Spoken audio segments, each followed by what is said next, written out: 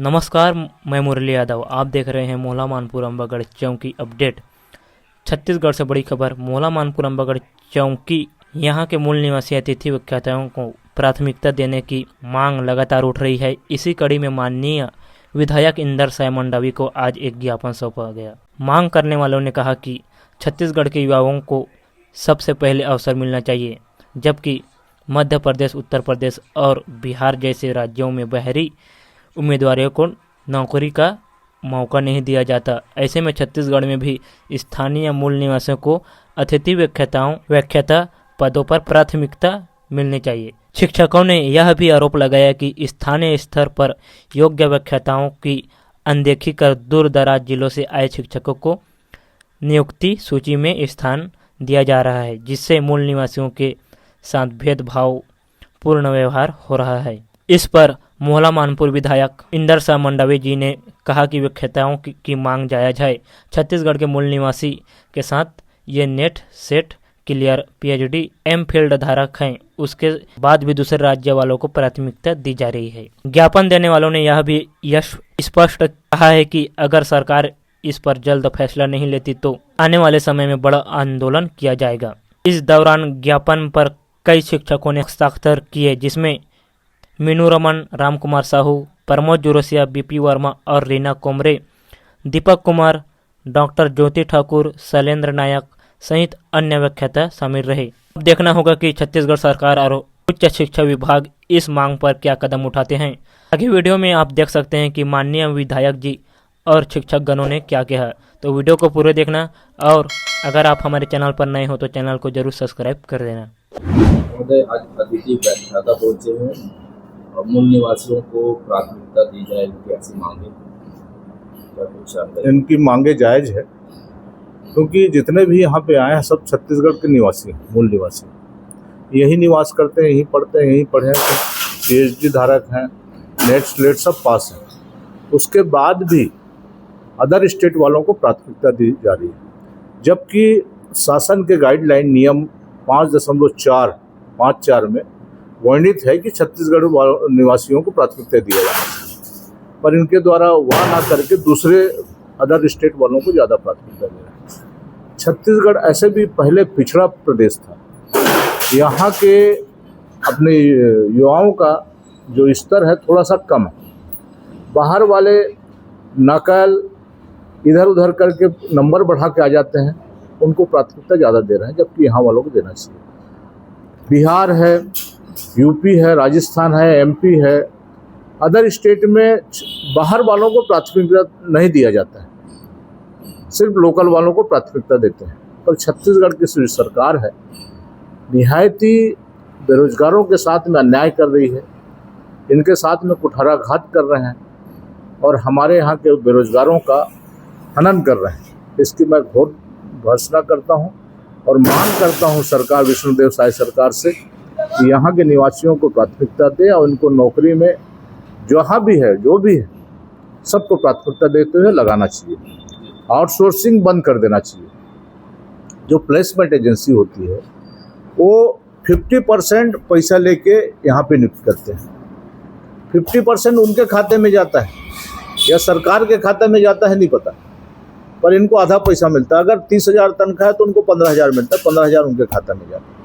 तो ऐसा अन्याय, कुठाराघात उनके बाल बच्चों के साथ, उनके परिवार के साथ बहुत बड़ा कुठाराघात है। इसकी मैं भर्त्सना करता हूँ। अतिथि व्याख्याता हैं और आज इंदर साय मंडावी जी विधायक मोहला मानपुर के जिम्मेवार, क्या मांगों को लेकर के आ जाते हैं? सर, हम लोग हमारी मांग ये है कि 2024 पॉलिसी जो बनी अतिथि व्याख्याता शिक्षा नीति, उसमें 5.4 है, जिसमें कि अतिथि व्याख्याता छत्तीसगढ़ के मूल निवासी को प्राथमिकता दिया जाएगा। और इसमें श्रेणी भी बनाई गई है 1, 2, 3, 4 ऐसे करके, जिसमें नेट सेट पीएचडी एमफिल है। जिसमें पहला है कि जो पीएचडी धारी उसको पहला श्रेणी में रखा गया है, दूसरी में नेट सेट वाले को और तीसरी में एमफिल वालों को, और उसके नीचे भी अगर जो प्लेन पीजी वाले उसको भी चौथे श्रेणी में लिया गया है। और पिछले साल ही हम लोगों के लिए 2024-25 में पॉलिसी बनी, जो मेरी हाथ में भी है, रखा हूँ, और उसमें ये बताया गया कि 5.4 में कि छत्तीसगढ़ के मूल निवासी को प्राथमिकता दिया जाना चाहिए। उस स्थान पे हम लोग को अनिवार्य करने की मांग है सर।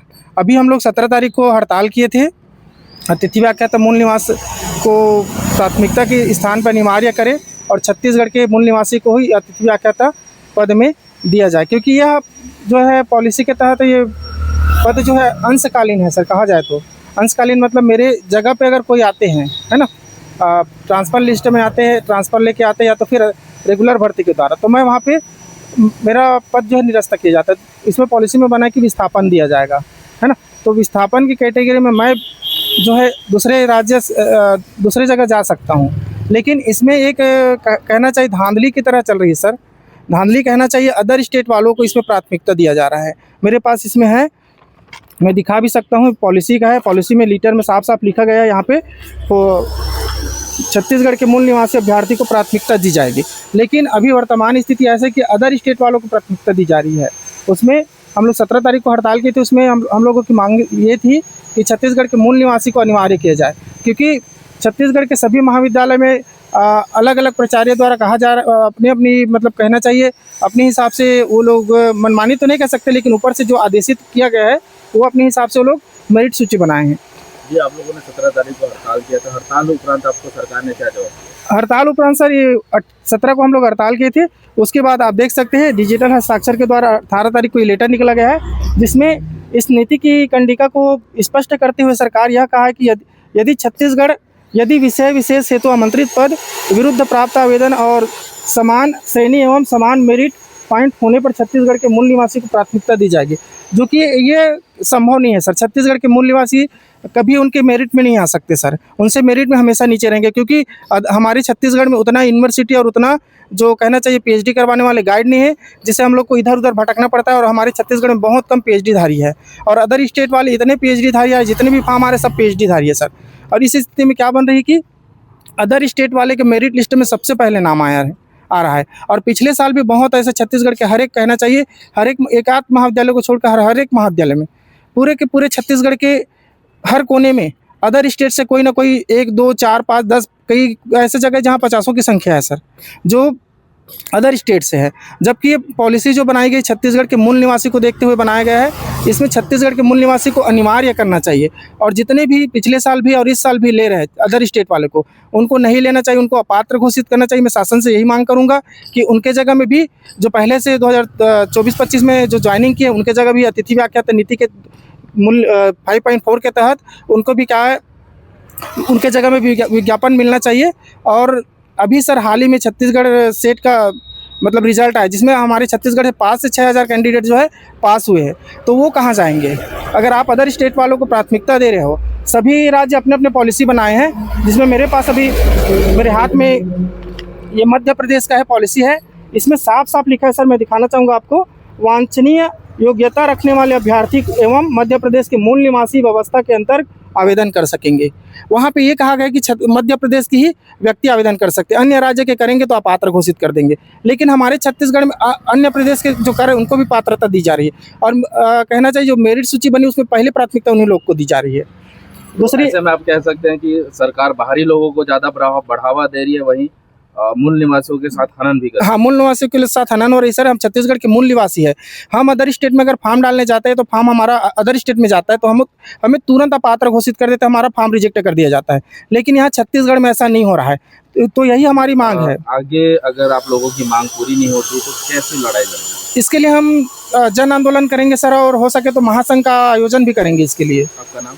मेरा नाम राम कुमार साहू है, मैं शासकीय नवीन महाविद्यालय मोहला, कन्या महाविद्यालय मोहला से हूँ सर।